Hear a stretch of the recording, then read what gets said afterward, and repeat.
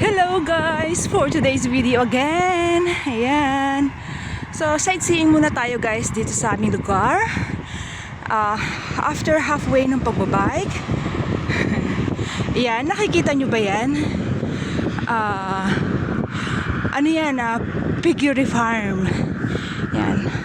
Libo-libong mga baboy ang nandito yan. Every time na dadaan dito yung mga anak ko, hate nila kasi daw ang baho. Pero no choice, wala kayong magagawa. So, talagang dadaanan nyo yan hanggang dito tayo nakatira. No, yun ang sabi ko sa kanila. So, i-continuous natin yung sinabi ko before na ano nga ba yung Atway? Ano yung Ain? At ano yung Atway? At ano yung Biain? Ayun yung pinagkaiba. So, ang Ain ay sa bansa, you know, sa Pilipinas or sa Indonesia or sa Thailand, yan. Yun yung inburgering exam na tinatawag. Kung naipasa mo yun, maaprubahan ka ng visa for MBV. No? Pero kung hindi mo mapasa yung exam sa Pilipinas, eh wala, hindi ka ma-integrate dito.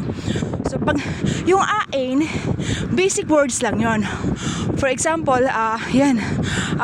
pupunta ako ng palengke ng supermarket. Ayun, ang gagawin sa supermarket? Syempre kung gagawin. Ganun yung mga tanong, mga basic questions na ano.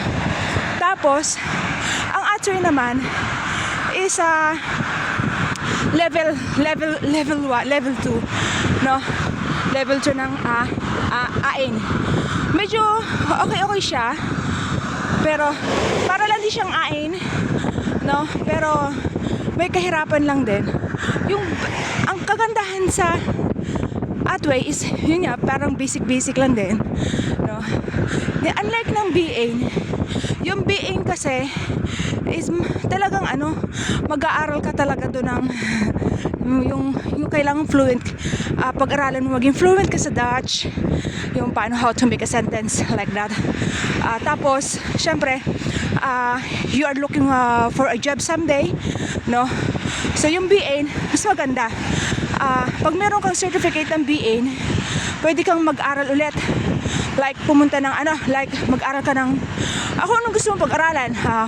Gusto mo ng caregiver or kung gusto mong maging teacher or yung iba pang mga na pwede mong gustong pag-aralan para sa profession mo.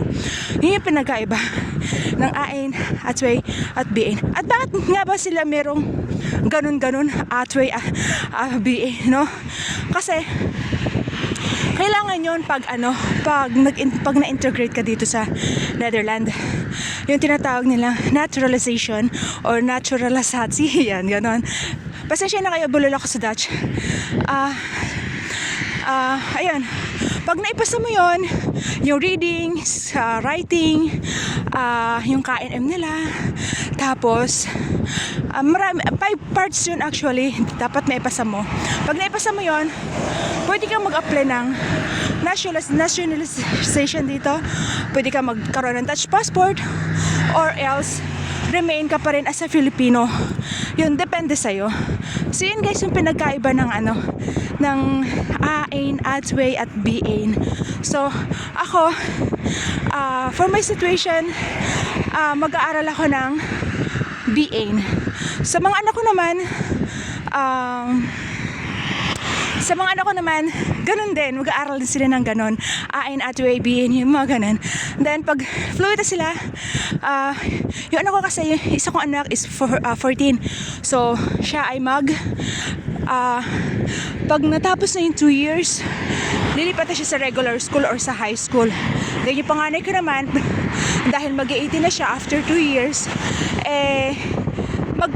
magte-take na siya ng course na kung ano yung gusto niyong course na kunin. So, ayun lang guys. Malapit na ako sa Hayden. Thank you. Thanks for watching. And if you like my videos, and please like and share. Or thanks guys for my watch hour. Kasi na-demonetize po yung channel ko. Thank you guys.